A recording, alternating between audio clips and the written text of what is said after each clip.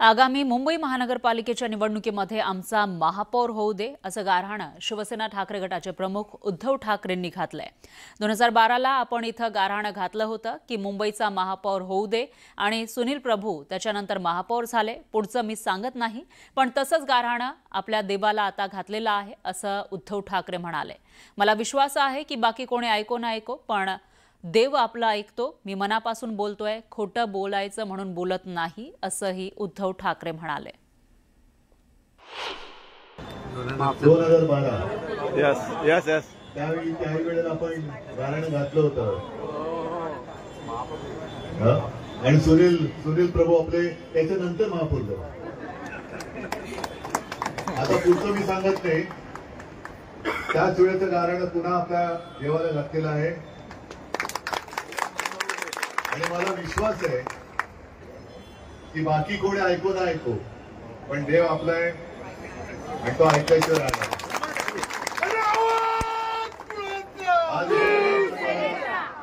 मी मनापासून बोलतोय, उगाच काही खोटं बोलायचं म्हणून बोलत नाही। खरंच मला कोकणात आल्यासारखं वाटलं। तर उद्धव ठाकरेंच्या या गाऱ्हाण्यावरून खासदार नरेश म्हस्के आणि शिवसेनेचे नेते संजय शिरसाट यांनी जोरदार टोला लगावलाय। कोणी गाऱ्हाणे घातलंय? उद्धव ठाकरेंनी। हां महापौर होऊ दे म्हणून मुंबईचा। हे बघा, स्वप्न बघण्याचा सगळ्यांना अधिकार आहे, स्वप्न ते पाहतायत। मागच्या वेळी सुद्धा महापौर कसा आला तुम्हाला माहिती आहे। एकनाथ शिंदे साहेबांनी विनंती केली देवेंद्रजींना आणि त्यामुळे भाजपाने आयत्या वेळी माघार घेतली आणि त्याच्यामुळे महापौर आला। स्वप्न पाहू शकतात, त्यांच्या स्वप्नांना शुभेच्छा। महापौर कोण होईल हे मुंबईची जनता ठरवेल आणि महापौर हा मुंबईचाच होणार आहे ना, मुंबई बाहेरचा थोडी होणार आहे। संभाजीनगरला जाऊन मुंबईला महापौर होईल नाही, मुंबईचाच महापौर होईल आणि तो इतका सक्षम असेल की पुढे ज्यांनी 25-30 वर्ष ही महानगरपालिका लुटली त्याची सर्व पाळेमुळे उखडून टाकेल आणि मुंबईला नवी दिशा देईल। आगामी महापालिका आणि जिल्हा परिषदेच्या निवडणुकीआधीच महायुतीमध्ये वादाची ठिणगी पडली आहे। शिवसैनिकांना त्रास दिला जात असेल तर तो सहन करणार नाही। महायुतीमधूनच आपल्याला कमी लेखलं जात असेल तर स्वबळाची आपली ताकद आपण दाखवून देऊ असा सज्जड इशारा पालकमंत्री शंभूराज देसाईंनी दिला। तर जळगावातल्या पाचोऱ्यामध्ये शिवसेना आमदार किशोर पाटील यांनी आपल्या मनातील खदखद समोर मांडली। महायुतीमधल्या या कुरबुरीवर विरोधकांनी जोरदार निशाणा साधलाय। निवडणुकीच्या आधीच महायुतीत धुसफूस, शिवसेना नेत्यांचा भाजपाला थेट इशारा, मतभेद दूर करण्याचं नेत्यांसमोर आव्हान। राज्यात महानगरपालिकांसह स्थानिक स्वराज्य संस्थांच्या निवडणुकांचे पडघम वाजू लागले। अशातच प्रत्येक पक्ष या निवडणुकीच्या तयारीला लागलाय। आपापल्या पक्षांच्या कार्यकर्त्यांना योग्य प्रतिनिधित्व मिळावं अशी महायुतीतल्या प्रत्येक पक्षाची इच्छा आहे। या निवडणुकीच्या तयारीसाठी शिवसेनेने साताऱ्याच्या मेढा या ठिकाणी मेळावा आयोजित केला होता। या मेळाव्यात बोलताना मंत्री शंभूराज देसाईंनी मित्रपक्ष भाजपाला थेट इशाराच दिलाय। आता महायुतीतला धनुष्यबाण जर महायुतीतलेच लोक काढायला लावत असतील आता ते सहन किती दिवस करायचे? तुम्ही जर शिवसेनेला कमी लेखलं, तुम्ही जर शिवसेनेची अवहेलना केली तर मग शिवसेना स्वबळावर स्वतःची ताकद दाखवेल, पण माझ्या शिवसैनिकाला त्रास झाला तर मग शेवटी पालकमंत्र्याच्या भूमिकेत मला यावं लागेल। असं आहे, त्यांनी त्यांच्या पक्षाची भूमिका मांडली आहे। खरं आहे, शिवसैनिकाला कोणी त्रास दिला तर शंभूराजे काही झोपा काढतील का? ते तर कारवाई करतीलच।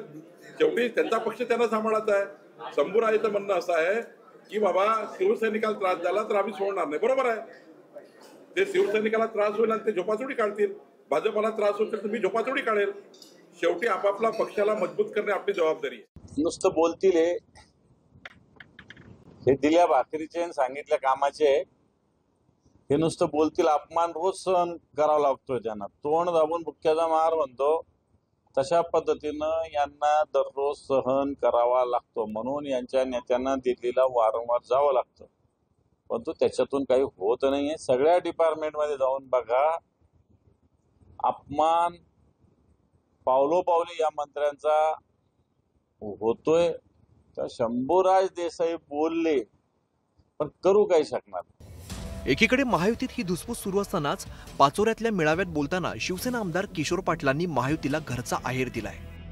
महायुतीच्या प्रत्येक काळात एक फुटकी कवडी सुद्धा आमदारांना मिळाली नसल्याचा दावा त्यांनी केलाय. शिवसेनेच्या 5ही आमदारांनी ठरवलं तर जळगाव जिल्हा परिषदेवरती शिवसेनेचा अध्यक्ष बसणार म्हणत दंड थोपटून भाजपाला आव्हान दिलंय. विशेष म्हणजे किशोर पाटलांना भाजपाकडून त्रास झाल्याचं मंत्री गुलाबराव पाटलांनीही म्हटलंय. बांधवांनो, 1 वर्षात एक फुटकी कवडी सुद्धा या युतीच्या काळामध्ये या आमदारांना मिळालेलं नाहीये.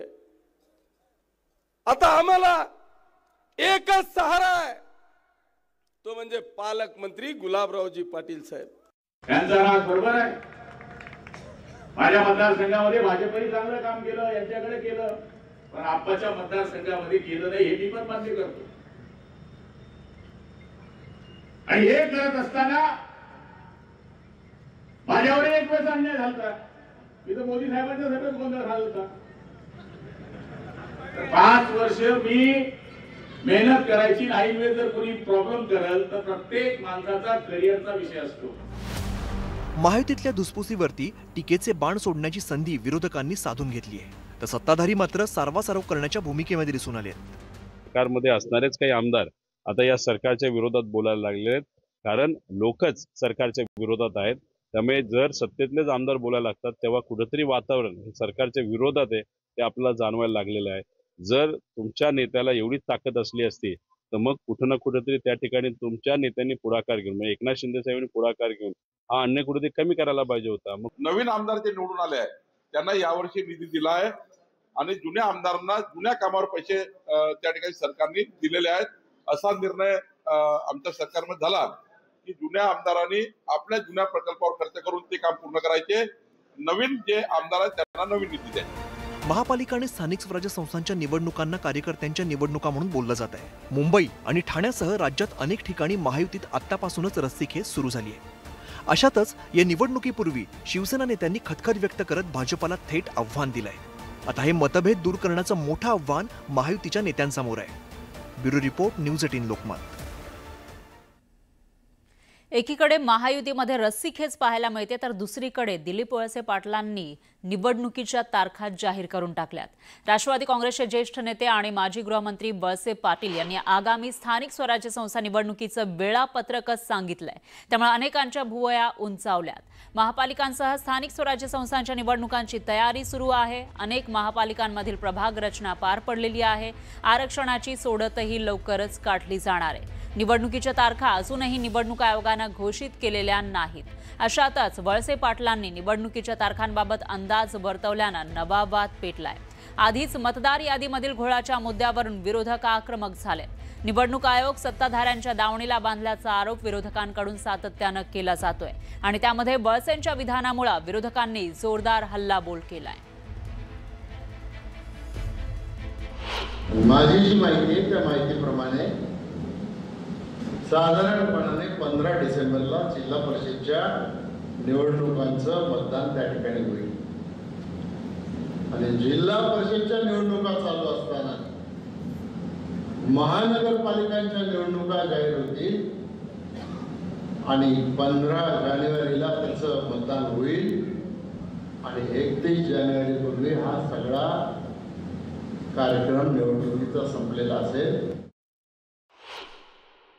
विरोधी पक्ष सातत्यानं निवडणूक आयोगाच्या कार्यक्षमतेवर, त्यांच्या पारदर्शकतेवर प्रश्नचिन्ह उभं करत असताना त्यावर निवडणूक आयोग एकही शब्द बोलत नाहीत.